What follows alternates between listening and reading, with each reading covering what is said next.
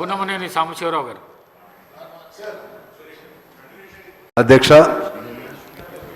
మన ముఖ్యమంత్రి గారికి మనస్ఫూర్తిగా ధన్యవాదాలు తెలియజేస్తా ఉన్నాను.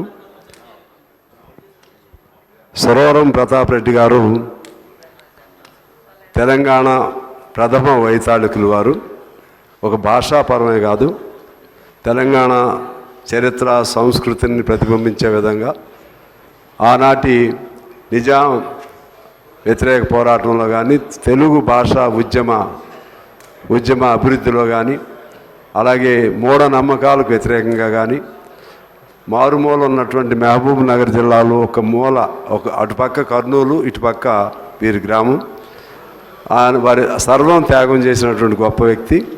ఆయన పేరుకి పరిశీలనకి ముఖ్యమంత్రి గారు అంగీకరించడం చాలా సంతోషదాయకం, అభినందనీయులు. కేసీఆర్ గారు కూడా ఇంతకుముందే ప్రతిపాదన చేశారు కాబట్టి ఇతర పక్షాలు కూడా అంగీకరిస్తే, ఆయనేమి మా పార్టీ ఏం కాదు, ఒక ప్రతిపాదన వచ్చింది కాబట్టి అందరూ ఆమోదిస్తే బాగుంటుందని నేను కోరుతా ఉన్నాను.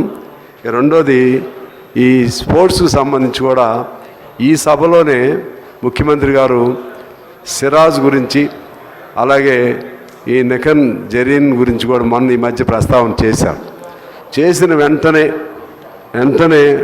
వారిని ప్రోత్సహించే విధంగా వారికి ఉద్యోగ స్థాయి కల్పన కానీ ఇతర సహాయం చేస్తూ ఒక బిల్లుని ప్రవేశపెట్టడమే కాక ఒక స్పోర్ట్స్ పాలసీ, నిజంగా ఆయన చాలా తప్పిస్తున్నాడు కొత్త మార్పుల కోసం. దీనికి కూడా నేను మనస్ఫూర్తిగా వారిని, ఆ ప్రభుత్వాన్ని అభినందిస్తున్నాను. ఒక్క సూచన చేసి నేను సెలవు తీసుకుంటా అధ్యక్ష. ఈ స్పోర్ట్స్ పాలసీలో భాగంగా చిన్నతనం నుంచే పిల్లలు ఎవరైతే ఇప్పుడు ఫస్ట్ క్లాస్ దగ్గర నుంచి సెకండ్ క్లాస్ దగ్గర నుంచి స్పోర్ట్స్లో యాక్టివ్గా ఎవరు ఉంటారో ఐడెంటిఫై చేసి వారికి పూర్తిగా ఉచిత విద్యా అవకాశాన్ని కల్పిస్తే అది పెద్ద ప్రోత్సాహం అవుతుంది. ప్రైవేట్ స్కూల్స్ అయినా ఏ కాలేజీల్లో అయినా సరే ఆ విధంగా స్పోర్ట్స్లో రాణించే వాళ్ళకి ఉచిత విద్యని కల్పిస్తే చాలా ఒక ప్రోత్సాహకరంగా ఉంటుంది.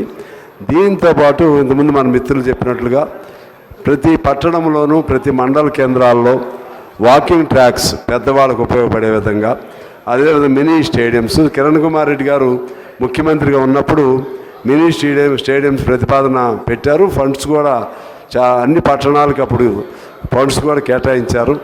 మేమందరం కూడా శాసనసభ్యులుగా ఉన్నప్పుడు, కానీ అది పూర్తిగా దాని ఫలప్రదీకరణ కాలేదు. ఇక ఆఖరిగా అంశం ఏంటంటే, వీరితో పాటు కళాకారులు, తెలంగాణ అంటే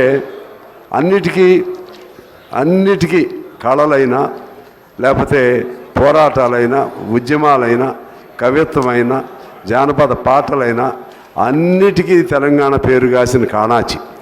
కళాకారులకు కూడా ఒక పాలసీ తీసుకుని వచ్చి వారికి ఇప్పుడు మా జయరాజు హాస్పిటల్లో ఉన్నాడు, అట్లనే గద్దర్ గారు ఈ మధ్య చనిపోయారు.